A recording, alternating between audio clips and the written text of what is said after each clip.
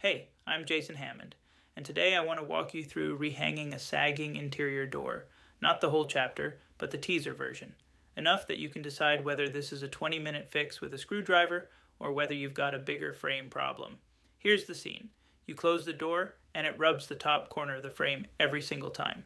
Maybe the latch misses the strike plate entirely, and you have to lift the knob to get it to catch. Maybe the door drags on the carpet. Maybe the whole thing just will not sit square in its opening anymore. Whatever brought you here, the real question is always the same.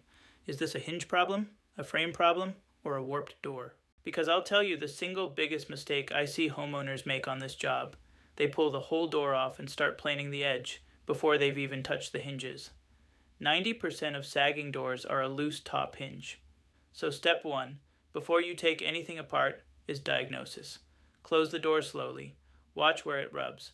Top corner on the strike side means the top hinge is pulling away. That tells you everything. Now here's what the job actually looks like.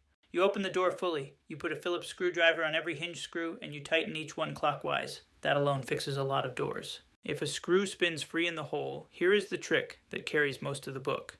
You pull that short screw out, and you drive a 3-inch long wood screw in its place, on the top hinge, the back position, closest to the frame.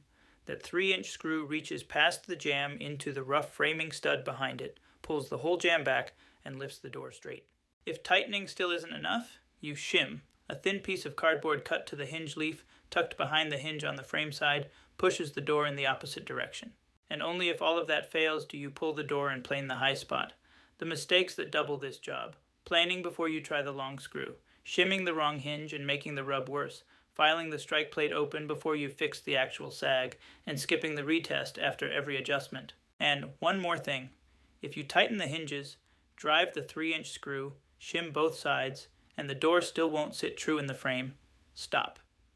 That is a warped frame or a settled header. That's carpentry, and the guide tells you exactly how to spot it before you waste an afternoon. For the full step-by-step, the hinge shim method, the strike plate fix, and the moment you stop chasing the door and call in a finished carpenter, grab the complete guide at hammondreengineered.com. That's hammondreengineered.com. I'll see you in the book.